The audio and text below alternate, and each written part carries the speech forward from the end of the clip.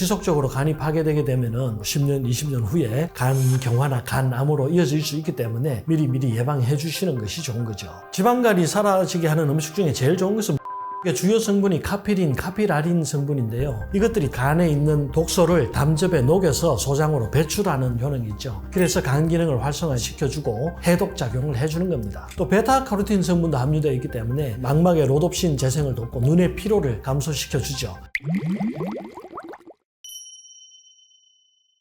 지방간이라는 것은 간에 기름이 끼는 상황을 말하거든요. 우리가 초음파로 간을 이렇게 스캔해보면 하얀색 음영이 보이는데 기름이 끼면 그렇게 보입니다. 원래 이 간에는 5% 정도 지방이 있거든요. 거기까지는 정상으로 보고요. 5% 이상 지방이 증가하면 지방간이라고 합니다. 주로 중성지방이 간세포 사이사이에 축적되게 되는 거죠. 주로 술을 많이 마시는 분들, 또 비만하신 분들, 당뇨병이 있으신 분들, 고지혈증이 있으신 분들, 이런 분들이 간에 지방이 많이 축적이 되고 지방간이 되는 것이고요. 가장 많은 것은 알코올입니다. 술 마시는 사람들이 제일 많은데 요즘은 비알코올성으로도 지방간이 많이 생기거든요. 또 약물 중에 스테로이드나 여성 호르몬들을 섭취하시는 분들 중에도 약물 부작용으로 지방간이 생기기도 합니다. 그래서 지속적으로 간이 파괴되게 되면은 10년, 20년 후에 간 경화나 간암으로 이어질 수 있기 때문에 미리 예방해 주시는 것이 좋은 거죠. 지방간의 초기 증상이라고 하면은 아무래도 간은 해독하는 장기잖아요. 우리가 간이 피곤해지면 피로가 생깁니다. 온몸에 젖산이라든지 노폐물이 제거가 되지 않기 때문에 피로감을 많이 느끼게 되고 전신 무력감도 생기고 또 몸이 허약해지죠. 기운도 없어지고 식욕부진도 생깁니다. 특히 위장장애나 과민성 대장도 잘 생기는데요. 왜냐하면 우리의 혈액이 심장에서 나와가지고 대동맥을 타고 이 내장기관을 거친 혈액이 전부 간으로 올라가거든요. 그러다 보니까 간에 무리가 생기면 내장에 혈액이 정체되게 됩니다. 내장에 있는 게 전부 소화기관이잖아요. 소화 잘 안 되고 장 기능이 약해집니다. 그래서 설사자중하시는 분들이 많죠. 가스가 많이 차는 경우도 많죠.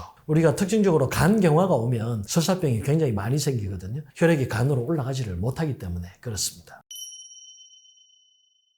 지방간이 사라지게 하는 음식 중에 제일 좋은 것은 물입니다. 물 자주 먹는 것이 좋고요. 그 외에는 저희 한의원에 쓰는 약재로서 많이 처방하기도 하고요. 인진숙의 주요 성분이 카피린, 카피라린 성분인데요. 이것들이 담즙 분비를 촉진합니다. 간에 있는 독소를 담즙에 녹여서 소장으로 배출하는 효능이 있죠. 그래서 간 기능을 활성화시켜주고 독성 물질과 노폐물을 체배로 배출해서 해독 작용을 해주는 겁니다. 인진숙은 간 기능 개선 외에도 심혈관 질환을 개선해주는 효능도 있거든요. 인진숙의 주요 성분 중에 클로로필 성분이 혈관 속의 노폐물을 제거해주고 동시에 콜레스테롤 수치도 낮춰줍니다. 또 베타카로틴 성분도 함유되어 있기 때문에 망막의 로놉신 재생을 돕고 눈의 피로를 감소시켜주죠. 또 치네올 성분이라고 종양을 억제하는 성분도 있습니다. 간암이나 대장암의 예방에 사용하기도 하죠. 또 인진숙에는 유파틸린이라는 성분이 있는데 위장 기능을 개선해줍니다. 주로 위점막을 재생해서 속쓰림이나 복통을 예방해주죠. 또 비타민 A와 비타민 C도 풍부하기 때문에 항산화 적용해주고 피부의 콜라겐이나 엘라스틴 같은 탄력 섬유 재생에도 도움이 되고요. 식이섬유가 풍부해서 장 운동도 촉진해주고 독소 배출도 도와주기 때문에 장 기능 개선에도 도움을 많이 줍니다. 네, 이 지방간 개선을 위해서 인진숙만 먹으면 약간의 독성이 있기 때문에 부작용이 생기기가 쉽습니다. 몇 가지 약재와 곁들여서 드시면 더 좋은데요. 그게 구기자, 결명자, 생강, 대추입니다. 이 5가지를 한꺼번에 배합해서 약차로 만들어 드시면 지방간 개선하는 데 도움이 되죠. 구기자는 간 기능을 개선해 주는데 많이 쓰이는 약재 중에 하나입니다. 특히 동의보감을 보면 구기자가 성질이 약간 차고 무독하다고 나오고요. 호흡이 잘 되지 않는 것을 다스리고 또 오로칠상이라고 해서 몸의 피로뿐만 아니라 정신적 피로까지 풀어줄 수 있다고 하고요. 얼굴을 희게 만들고 눈을 밝게 한다고 기재되어 있습니다. 한마디로 몸의 피로와 정신의 피로를 모두 풀어줄 수 있는 그런 약재가 구기자라고 할 수 있죠. 또 이 구기자에 포함된 베타인 성분이 우리 몸을 알칼리성으로 변화시켜줍니다. 그래서 만성 피로에 효과가 있고 혈액을 맑게 해주고요. 또 베타인 성분이 지방간을 방지하고 지방 배출을 도와주기 때문에 간경변을 예방한다는 보고도 있습니다. 또 베타카로틴도 풍부하죠. 체내에서 비타민 A로 변환되기 때문에 눈 건강에 도움을 줍니다. 망막세포를 튼튼하게 해주고요. 폴리페놀의 일종인 루틴이 풍부한데요. 이 루틴이 모세혈관을 튼튼하게 해줍니다. 그래서 지혈성 질환에도 도움이 되고 멜라토닌이 풍부해서 수면장애도 개선해 줄 수 있고요. 지금까지 말씀드린 멜라토닌, 루틴, 베타인, 베타카로틴 이런 것들이 다 항산화제잖아요. 항산화제는 항염증 작용이 있단 말이죠. 그래서 우리 몸에 있는 만성염증을 제거해 주는 데도 도움이 됩니다. 결명자는 동의보험에 보면은 눈이 충혈되고 아프고 눈물 나는 것을 치료한다 이렇게 되어 있죠. 또 눈을 밝게 한다. 결명자 이름 자체가 눈을 깨끗하게 하는 씨앗이란 뜻이거든요. 그래서 결명자를 주로 눈 질환에 많이 사용하게 되는데요. 이게 성질이 약간 찹니다. 결명자의 주성분 중에 에모딘이라는 성분이 있는데 이게 안트라키논계 항산화제입니다. 완화제로 사용되어 가지고 변비에도 많이 사용되고 또 최근에는 진행성 간세포 암종을 치료하는 데도 도움이 된다는 보고가 있습니다. 콜레스테롤의 생합성을 억제하기 때문에 간암 발생을 억제하는 효과도 있습니다. 생강과 대추를 넣는 이유는요, 이 생강이 혈액순환을 도와주기 때문이에요. 다른 약재들이 온몸으로 잘 퍼질 수 있도록, 흡수가 잘 될 수 있도록 도와주고요. 이 생강은 특히 위장관의 혈액순환을 돕죠. 혈액순환이 잘 되어야 대사량이 상승하고 지방대사를 촉진하기 때문에 지방간을 예방할 수가 있습니다. 대추는 해독작용이 강합니다. 그래서 인진숙과 결명자와 이 생강의 독성을 완화시켜주는 효능이 있죠. 네, 앞서 말씀드린 인진숙, 결명자, 생강, 대추, 구기자는 모두 배합을 해서 차로 만들어 드시면 좋은데요. 각각 4에서 8g 정도 배합하시고 1000cc 정도의 물에 끓이셔가지고 10% 정도만 졸이시면 됩니다. 많이 안 졸이셔도 되거든요. 그래서 100cc 정도 머그컵에 담아서 하루에 2, 3회 정도 드시면 도움이 많이 될 것입니다. 식품으로 내 몸의 건강을 유지할 때는 이 식품을 먹어서 내 몸의 병을 싸그리 없애겠다 이런 결심을 하시면 안 되고요. 조금이라도 도움이 되겠다 하는 정도로만 생각해 주시는 게 좋거든요. 그래서 너무 과량, 너무 진한 농도로는 드시지 않는 것이 좋습니다. 특히 인진숙은 과량 섭취하면 오히려 간염을 악화시킬 수 있다는 보고도 있기 때문에 항상 인진숙은 최소량으로 복용해 주시기를 권하고요. 인진숙과 결명자가 모두 찬 성질을 가지고 있기 때문에 몸이 냉하신 분들은 설사나 복통 또 소화장애를 유발할 수 있습니다. 그래서 복용하시기 전에 될 수 있으면 전문가와 상의하신 후에 복용하시기를 권합니다. 지방간을 치료하는 영양제로는 우루사도 있고 밀크시슬도 있죠. 둘 다 간에서 담즙 분비를 촉진시킵니다. 그래서 간에 있는 노폐물을 제거하는 효과가 있죠. 특히 밀크시슬에는 실리마린이라는 성분이 있는데요. 이게 간 기능을 개선해주는 효능이 큽니다. 하지만 저는 이런 것들보다 식이섬유가 더 효과적이라고 생각하거든요. 왜냐하면 섬유질이 장 속으로 들어오면 담즙도 흡착하고 지질도 흡착하고 또 당분도 흡착해서 빨리 흡수되는 것을 막아줍니다. 또 일부 당분과 지질은 체외로 다 배출을 시켜주기 때문에 독소 배출을 시켜야 간의 부담을 줄여줄 수 있는 것이거든요. 그래서 섬유질 많은 음식들 많이 드시기를 권합니다. 간에 쌓인 나쁜 기름들을 녹여서 없애주는 좋은 기름도 드시면 좋은데요. 들기름이나 아마시유, 대마 종자유 같은 것들 하루 한두 스푼씩 드셔주시면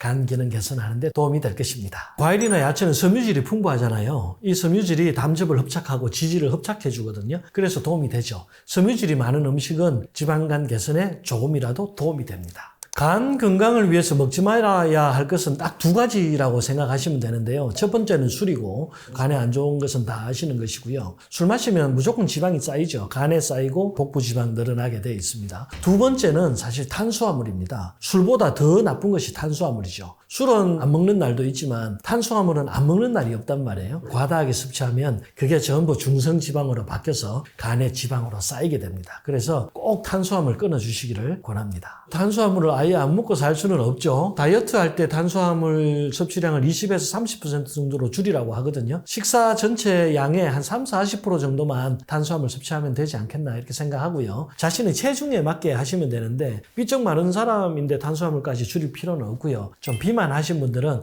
특히 탄수화물 줄여주셔야 되고 지방간이 현재 있으신 분들은 탄수화물 더 많이 줄여주시는 것이 좋겠습니다. 과당도 똑같죠. 과당도 혈당을 높여주기 때문에 에너지로 쓰고 남는 당분은 간에서 전부 지방으로 저장이 됩니다. 그래서 액상과당이 많이 들어있는 탄산음료나 음료수 같은 것들, 과자 같은 것들 많이 안 먹는 게 좋죠.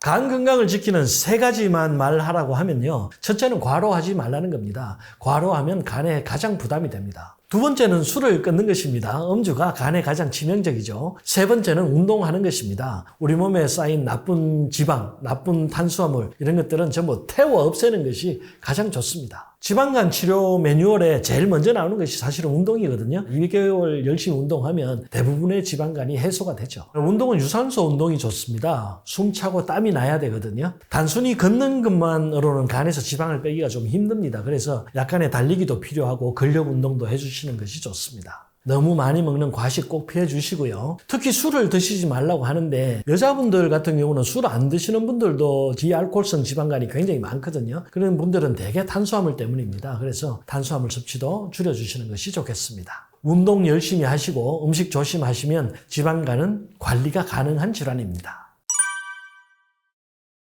데이터에 따르면은 지방간을 가지고 있는 분들 중에서 20%에서 50%가 10년 이내에 간 경화나 간암으로 진행이 된다고 보고하고 있습니다. 특히 간 경화는 간암의 아주 중요한 진행성 질병인데요. 이제는 의학계에서도 지방간을 만성 간질환의 아주 중요한 원인으로 보고 있습니다. 하지만 막상 지방간을 진단을 받았을 때는 치료할 수 있는 마땅한 약이 존재하지 않기 때문에 많은 분들이 어떻게 해야 될지를 모릅니다. 하지만 지방간의 원인은 잘못된 식습관 때문에 옵니다. 그렇기 때문에 더 나빠지지 않게 예방을 하고 식습관을 고쳐야 됩니다. 매일 아침 먹으면은 간을 살리는 음식은 바로 안녕하세요. 지식한상 구독자 여러분, 김명재 박사입니다.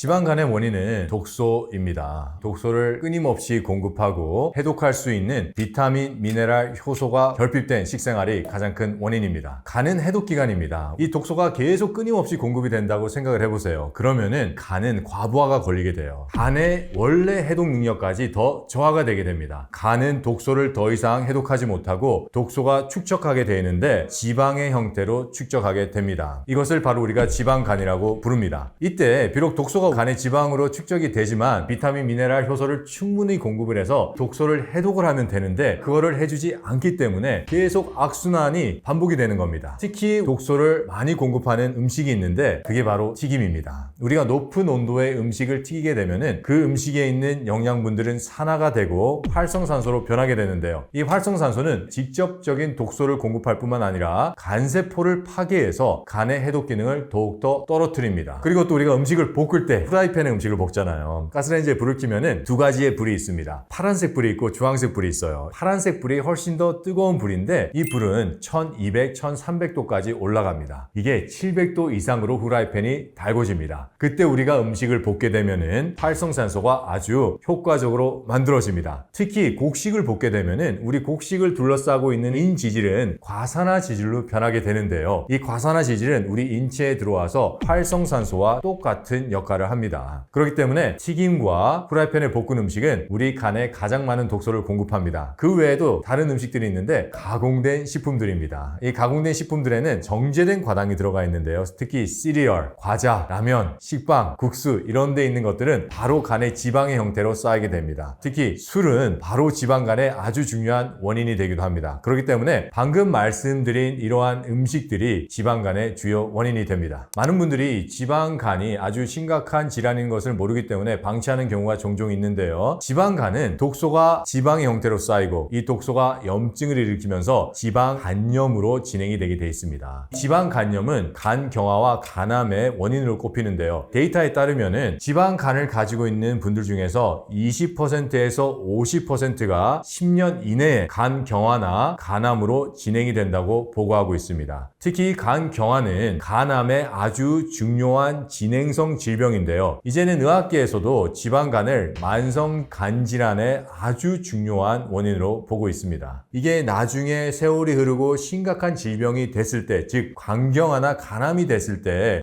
내가 그때 지방간이 있었구나, 그게 원인이구나 라고 알게 되는데요. 방치하면 안 됩니다. 하지만 막상 지방간을 진단을 받았을 때는 치료할 수 있는 마땅한 약이 존재하지 않기 때문에 많은 분들이 어떻게 해야 될지를 모릅니다. 하지만 우리가 앞에서 살펴봤듯이 지방간의 원인은 잘못된 식습관 때문에 옵니다. 그렇기 때문에 더 나빠지지 않게 예방을 하고 식습관을 고쳐야 됩니다. 간 건강을 지키기 위해서는 꼭 해야 될 일이 있는데요. 바로 두 가지입니다. 혈액순환과 비타민, 미네랄, 효소의 공급입니다. 간의 가장 기본 생명체는 바로 간세포입니다. 이 간세포가 제대로 활동하기 위해서는 충분한 산소와 영양소를 혈액을 통해서 공급을 받아야 돼요. 이 혈액순환이 잘 되기 위해서는 비타민, 미네랄, 효소가 충분해야 됩니다. 칼슘이라는 미네랄이 풍부해야 되는데요. 살아있는 칼슘을 음식을 통해서 충분히 공급을 할 때 혈액순환은 원활하게 됩니다. 그래서 우리 식습관에 혈관에 살아있는 비타민, 미네랄, 효소가 많은 생채소와 생씨앗을 충분히 공급해 준다면 간의 기능은 원활하게 되고 향상시킬 수도 있습니다. 매일 아침 먹으면 간을 살리는 음식은 바로 생들기름입니다. 생들깨는 오메가3가 가장 풍부한 식품입니다. 우리 몸에서 염증을 치료하는데 꼭 필요한 영양소입니다. 염증을 치료하는 것은 면역세포예요. 이 면역세포들이 일을 할 때 꼭 필요한 연료가 바로 오메가3입니다. 지방간으로 인해서 나온 염증을 치료하는데도 아주 탁월할 뿐만 아니라 혈관을 막고 있는 여러 지방들, 콜레스테롤들을 없애는데도 아주 중요한 역할을 하고 혈관의 염증 또한 치료하는데 꼭 필요한 영양소입니다. 식물성 기름을 고를 때 꼭 확인해야 되는 것은 바로 0도 공법입니다. 식물성 기름을 짜낼 때 저온으로 계속해서 기름을 짜내는 시간만큼 온도가 유지되면 점점 축적이 되고 올라갈 수밖에 없는데요. 이렇게 온도가 올라가면 생들깨에 있는 좋은 영양인 오메가3가 파괴가 되고 산화가 될 수가 있습니다. 열을 가하지 않고 생들깨에 있는 오메가3를 많이 추출해낼 수 있는 방법을 만들었고, 이렇게 만들어낸 기름이야말로 산화가 안 되고 좋은 오메가3를 우리 몸에 충분히 공급할 수 있습니다. 그래서 여러분, 영도 공법을 꼭 확인하셔야 됩니다. 이 좋은 생들기름의 섭취법을 소개한다면 생들기름을 채소에 찍어 먹는 겁니다. 들기름을 한 스푼에서 2스푼 정도 넣고 소금, 천일염을 떨어뜨려서 잘 섞어줍니다. 거기에 채소를 찍어 먹으면 듬뿍듬뿍 찍어 드세요. 아주 맛도 좋고 채소의 영양분과 생들기름에 있는 오메가3가 같이 들어오는 아주 좋은 식습관이 됩니다. 또 다른 방법이 있는데 식사 바로 전에 1숟가락, 2숟가락씩 먹는 방법입니다. 이때는 큰 수저로 드시면 되는데요. 주의해야 될 점이 있다면 장 기능이 원활하지 않는 분은 생들기름이나 어떠한 식물성 기름을 과량 섭취했을 때 흡수에 저하가 있어서 설사를 하는 경우가 있습니다. 그렇기 때문에 내 장 기능이 좀 안 좋다, 평소에 설사를 한다, 평소에 방귀를 많이 낀다 하는 분들은 처음에는 차 스푼으로 시작을 하셔서 점차적으로 양을 늘려가 보세요. 간을 살리는데 가장 효율적인 음식은 바로 당근 씨앗즙입니다. 이 당근 씨앗즙에는 비타민, 미네랄, 효소가 풍부해서 간 세포로 가는 혈액순환을 아주 원활하게 도와줘서 간 세포의 생리작용이 원활하게 일어나기 시작을 하고요. 간의 해독작용, 소화작용, 효소 생산 작용을 원활하게 만들어주는 비타민, 미네랄, 효소가 풍부하기 때문에 간의 기능이 향상이 됩니다. 그 외에도 이 씨앗에는 비타민 B군이 아주 풍부한데요. 이 비타민 B군은 간 세포 재생에 아주 탁월한 능력을 발휘합니다. 또한 씨앗에는 아미노산이 풍부해요. 아미노산 또한 간 기능 향상에 꼭 필요한 영양소인데요. 이 씨앗에 있는 식물성 아미노산은 소화와 흡수가 아주 좋고요. 인체의 활용도가 아주 높습니다. 특히 동물성 아미노산은 우리가 섭취하게 되면은 젖산과 요산 같은 독소가 나오는데, 식물성 아미노산은 간 기능을 향상시킬 뿐만 아니라 젖산과 요산 같은 독소 또한 나오지 않기 때문에 이 씨앗은 간 세포를 살리고 간 기능을 향상화하는데 가장 좋은 음식입니다. 간 기능을 아주 효과적으로 살리는 당근 씨앗즙을 어떻게 만드는지 제가 직접 보여드릴게요. 씨앗에는 수분이 아주 적기 때문에 씨앗에 있는 영양을 끌어내기 위해서는 좋은 수분이 필요한데, 그게 바로 당근에 있는 수분입니다. 당근에는 여러분 베타카로틴이 많아요. 강력한 항염, 항암 작용을 합니다. 그래서 지방 간염에도 아주 탁월한 효과를 냅니다. 당근을 우선 즙을 내서 500cc를 만들 겁니다. 같이 쓸 씨앗들이 있는데요. 첫 번째 가장 많이 들어가는 씨앗은 기리입니다. 비타민 C, 비타민 E 같은 강력한 항산화제도 물론 들어가 있지만은 폴리피놀, 베타글루칸 같이 강력한 항염제 또한 포함하고 있고요. 칼슘도 풍부하지만은 아베난스라마이드라는 아주 특별한 성분이 들어가 있는데, 이 아베난스라마이드는 치매 예방에 아주 탁월한 역할을 합니다. 두 번째로 들어가는 씨앗은 홍화씨예요. 이 홍화씨에는 칼슘이 풍부해요. 우리 혈액순환을 아주 원활하게 하는 칼슘이 풍부하고 붕소, 규소, 아연, 셀레늄 같이 강력한 항산화제들이 풍부하게 들어가 있습니다. 또 다른 씨앗은 생메밀입니다. 이 생메밀에는 루틴이라는 아주 특이한 성분이 들어가 있는데 간의 해독을 돕고 우리 모세혈관을 강화시켜서 혈액순환을 원활하게 도와줍니다. 그 다음에 들어갈 재료는 생참깨입니다. 생참깨에는 강력한 항산화제가 들어가 있고 칼슘이 1000mg이나 들어가 있어요. 그렇기 때문에 충분한 칼슘을 공급해서 혈액순환을 원활하게 돕고 간 기능을 향상시킵니다. 마지막 재료는 달맞이 꽃씨입니다. 이 달맞이 달맞이꽃씨는 아주 작은 씨앗인데요. 놀랍게도 이 씨앗 안에는 수십 가지의 항염, 항산화제가 들어가 있습니다. 그래서 재료를 설명드리면은 당근을 한 700g 정도 가셔야 될 거예요. 당근의 수분에 따라서 달라질 수가 있습니다. 당근즙 500cc, 그리고 길이 59g, 생참깨 10g, 생메밀 10g, 생홍아씨 9g, 생달맞이꽃씨 9g입니다. 제가 이걸 한번 보여드릴게요. 우선은 당근을 착즙할 거예요. 한 가지 팁을 드리자면은 끝을 이렇게 뾰족하게 쓰면은 즙이 아주 잘 나옵니다.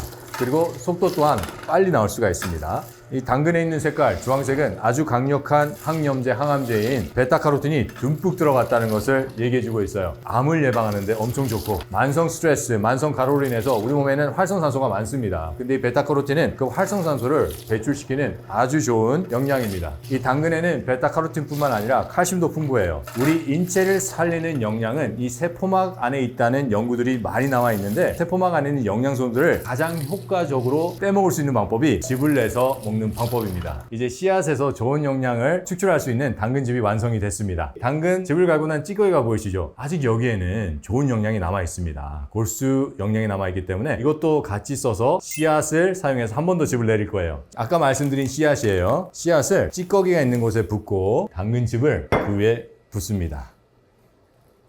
그런 다음에 잘 섞어줍니다.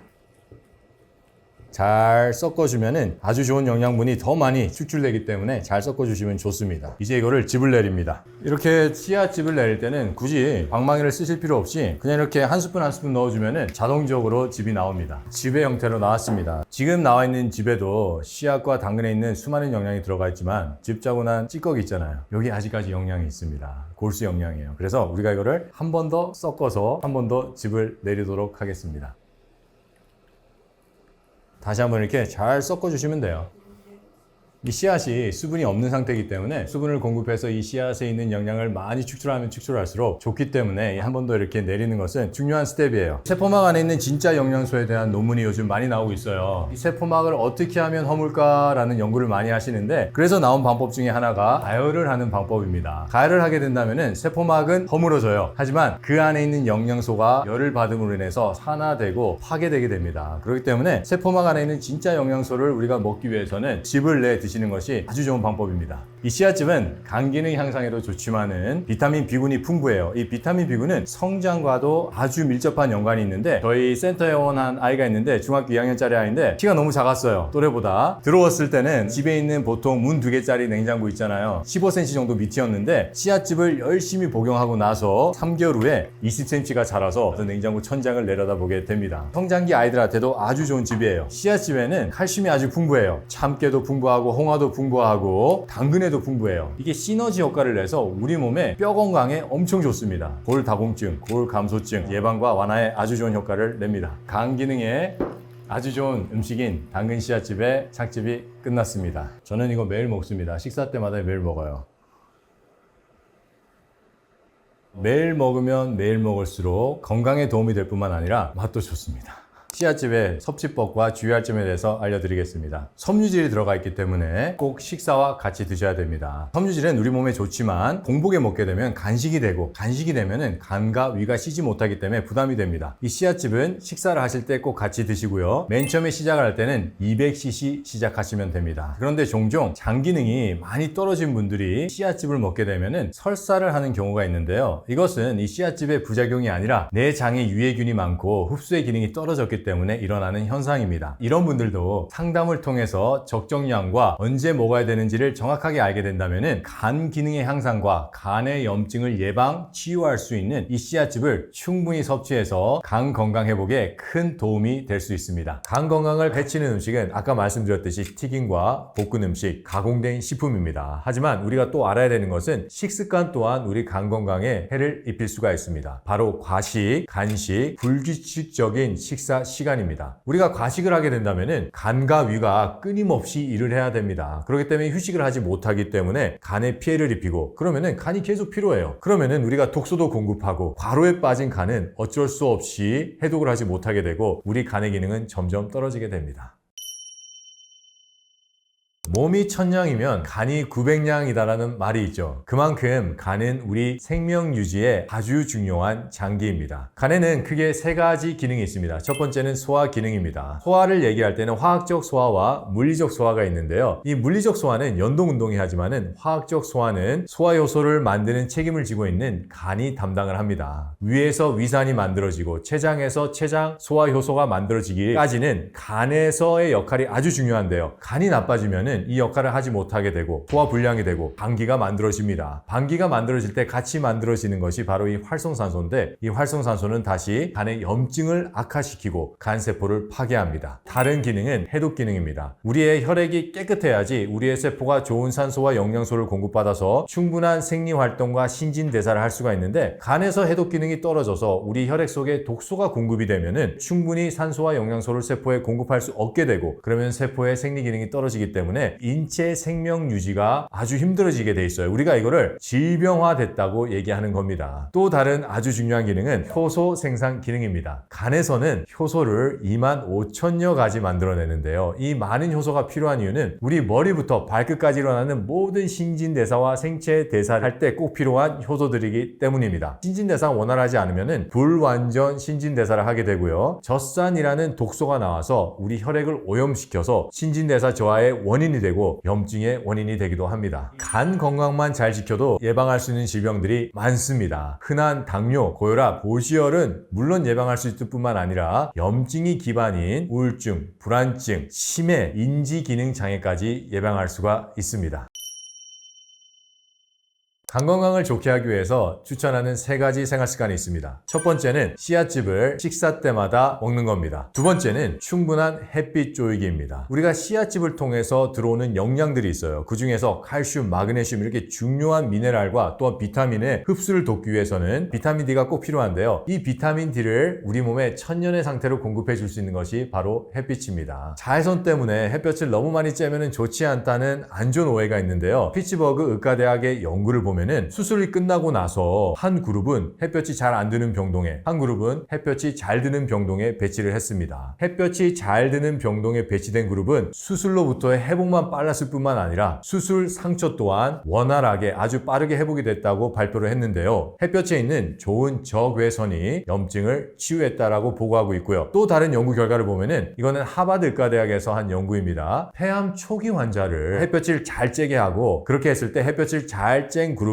5년 생존율이 2배 이상 높아졌습니다. 만성 염증을 이 햇볕이 치유할 수 있다는 얘기입니다. 다만 주의할 점은 자외선이 가장 심한 시간만은 피하세요. 하루에 1시간에서 2시간의 햇볕을 꼭 쬐주면 좋습니다. 그리고 세 번째 습관은 이 햇볕을 쬐 때 운동을 같이 하세요. 파워워킹입니다. 산책을 하는 것도 좋지만은 파워워킹을 하잖아요. 팔을 흔들고 보폭을 좀 더 빠르게 하고, 더 나아가서 조깅을 하게 된다면은 우리 몸에는 혈액순환이 더 원활하게 되고, 원활해진 혈액순환을 통해서 이 산화질소라는 물질이 나오거든요. 강력한 항염 역할을 합니다. 지방, 간염, 그 외에 또 만성 염증들을 치유 예방할 수 있는 아주 좋은 생활 습관들입니다.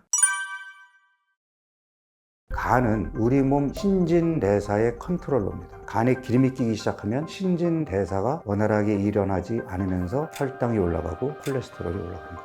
계속 악순환을 거듭하면서 뱃살은 더 나오게 되고 당뇨로 이어지게 되고 심혈관 질환, 뇌혈관 질환으로 이어지기 때문에 지방간은 초기에 관리하지 않으면 큰 합병증으로 이어질 수 있습니다. 간이 회복할 수 있게끔 도와만 주더라도 지방간을 다시 건강한 간으로 바꿀 수 있습니다. 지방간을 개선하는 데 있어서 어떤 음식이 좋으냐?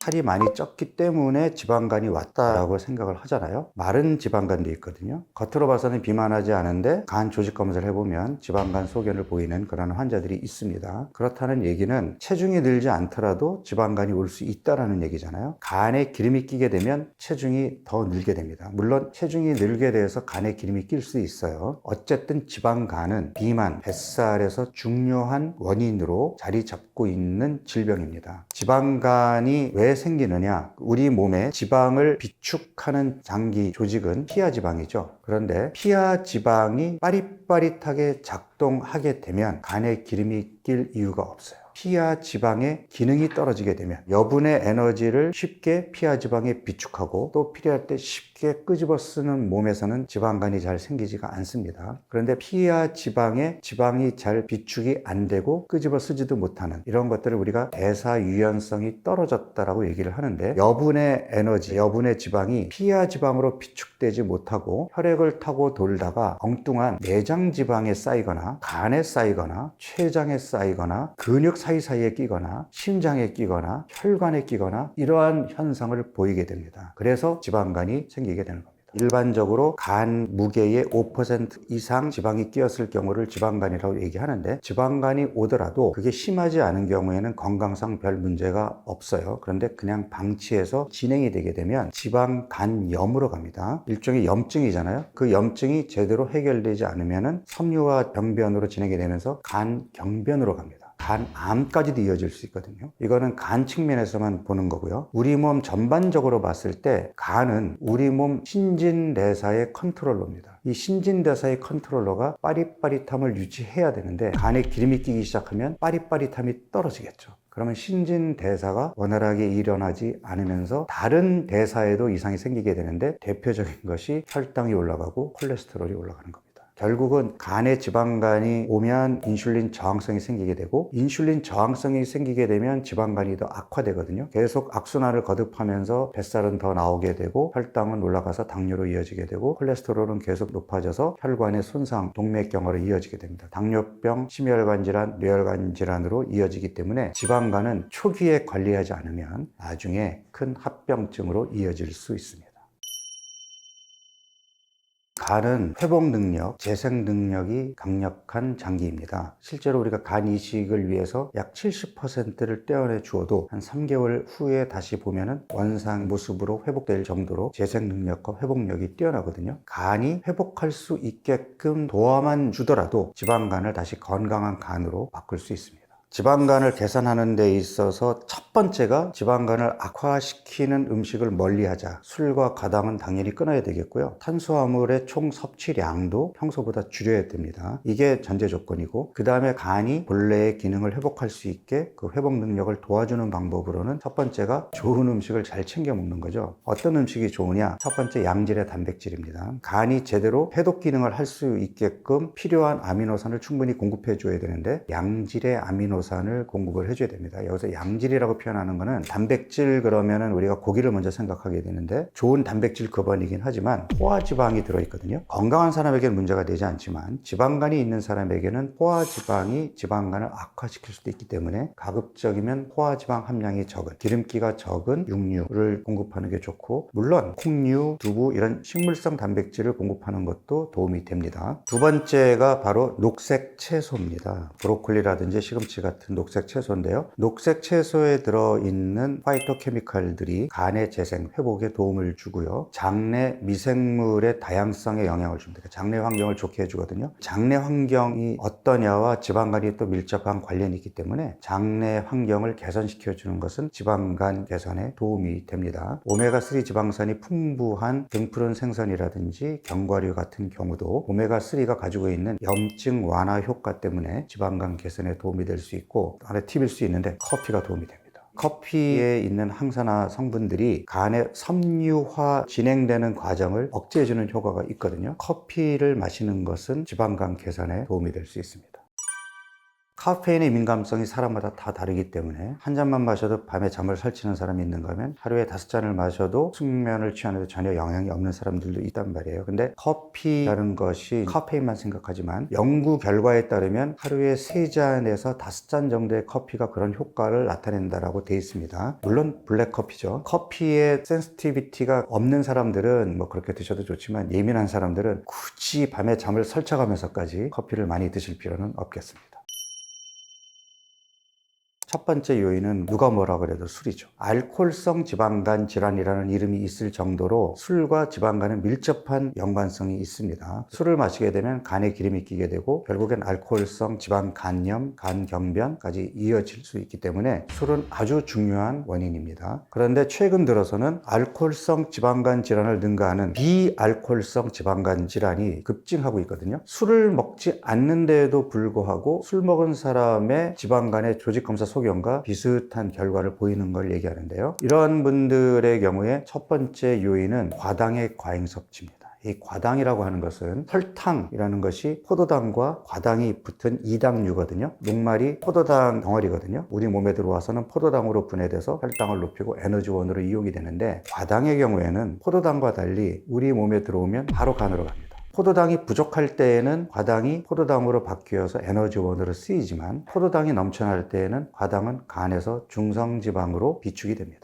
중성지방으로 비축이 되는 것이 많아지게 되면 지방간의 원인이 됩니다. 그래서 과당은 지방간의 중요한 원인이고요. 마지막으로 탄수화물의 상대적인 과잉 섭취. 제가 상대적이라는 말을 붙인 이유는 탄수화물이라는 것은 급성 에너지원이기 때문에 우리 몸에 들어오면 들어오는 대로 바로바로 써야 됩니다. 장기 에너지원인 지방으로 바뀌게 되려면 남아 돌아가야 되거든요. 내 신체 활동량 대비 탄수화물 섭취가 많아지게 되면 남는 탄수화물은 간에서 중성지방으로 바뀌어서 비축이 되게 되는데, 하루 이틀이 아니라 지속적으로 탄수화물의 과잉 섭취가 계속된다면 만들어진 중성지방이 제대로 밖으로 빠져나가지 못하고 간에 계속 쌓이게 되면서 지방간을 일으키는 중요한 원인이 됩니다. 이거는 괜찮을 거야 라고 생각하고 먹는데 오히려 지방간에 안 좋은 음식들, 첫 번째가 과일 주스입니다. 흔히 이제 해독 주스, 과일과 채소를 갈아서 드시는 분들이 있는데, 채소만 갈아서 드시면 건강에 도움이 되지만 맛이 없죠. 거기에다가 이제 과일을 함께 넣게 되는데, 과일을 갈게 되면은 과일에 들어있는 비타민, 미네랄 이런 성분들은 도움이 될 수 있을지 모르나 식이섬유가 제거되면서 당의 흡수가 빨라지게 되겠죠. 과일 주스로 들어오는 것은 오히려 지방간을 더 악화시킬 수 있고요. 그럼 그냥 과일을 먹는 건 어떠냐? 과일이 식이섬유와 함께 들어오게 되면 설탕 음식이나 가공식품보다는 낫습니다. 지방간에서 개선되어야 하겠다라는 목적으로 식단을 만든다면 베리류 종류의 과일을 평소보다 적게 드시는 것을 저는 권하고 싶고요. 두 번째는 양질의 단백질이 도움이 돼 하면서 소고기, 돼지고기를 선택했는데 상대적으로 마블링이 많은, 기름기가 많은 음식이 들어오게 되면 포화지방 때문에 자칫 득보다 실이 클 수 있습니다. 마지막으로 나는 밀가루 음식 먹어도 아무 문제 없어 라고 생각하시는 분들도, 밀가루에 있는 글루텐이 사실은 염증을 악화시킬 수도 있기 때문에 건강한 경우라면 상관이 없으나 지방간을 개선시키는 목적으로 식단을 짠다고 하면 글루텐이 포함된 밀가루 음식은 그 기간 동안에는 자제해 주시는 것이 도움이 됩니다.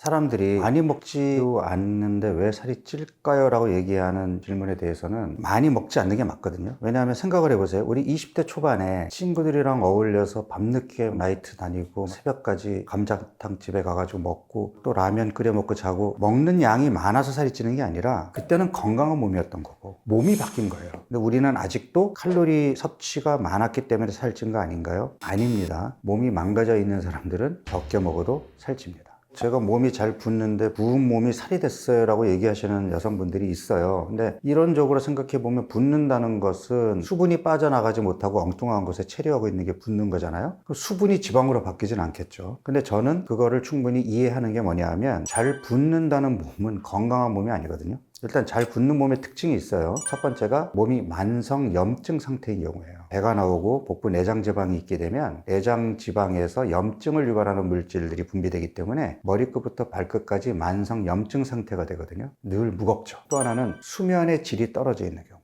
깊은 잠을 못 자고 수면 시간이 짧게 되면 아침에 일어나면 잘 부어 있어요. 그 다음에 또 만성염증과 비슷한 건데, 인슐린 저항성이 있는 몸은 잘 붓습니다. 우리 몸에 나트륨이 제대로 배출이 안 되기 때문인데요. 몸이 망가져 있다라는 신호겠죠. 그러면 결국 그런 몸은 인슐린 저항성의 만성염증의 지방간에 이러한 이상이 있는 몸이니까 살이 더 찔 일만 남은 거죠. 그래서 그런 사람들이 살이 찐 것은 전혀 이상한 것이 아닙니다.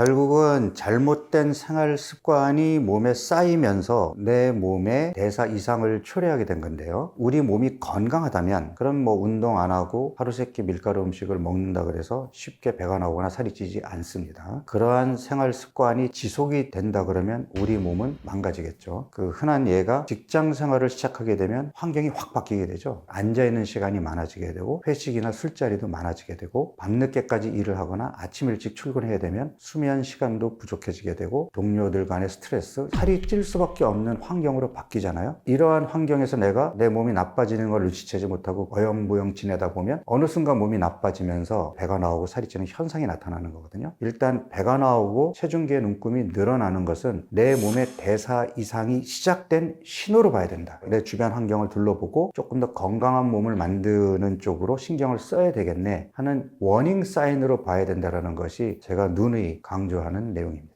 지방간에 도움이 되는 운동은 어떤 운동이든 도움이 됩니다. 운동 그러면 이제 유산소 운동이나 근력 운동, 웨이트 트레이닝을 많이 얘기를 하게 되는데 최근 들어서 각광을 받고 있는 것이 고강도 인터벌 운동이죠. 유산소 운동보다는 강도를 조금 더 높여서 숨이 턱에 찰 정도까지 힘들게 한 다음에 운동 강도를 뚝 떨어뜨려서 약간의 휴식처럼 천천히 걷거나 호흡이 회복될 때를 기다렸다가 다시 또 강도 높게 운동을 하는 거죠. 가볍게 뛰는 것이 아니라 달리기를 한다든지 또는 사이클을 격하게 밟는다든지 그렇게 해서 숨이 차면 다시 운동 강도를 낮추고 이게 고강도 인터벌 운동인데 운동 시간을 15분, 20분으로 줄여도 유산소 운동을 40분 내지 60분 하는 것과 비슷한 또는 그보다 더 큰 효과를 얻을 수 있기 때문에 가성비 높은 운동이라고 할 수 있습니다. 그래서 운동할 시간을 내기 힘든 현대인들에게는 고강도 인터벌 운동은 특히 계단 오르기 같은 경우는 어디서든지 할 수 있잖아요. 그래서 고강도 인터벌 운동을 저는 권하고 있습니다.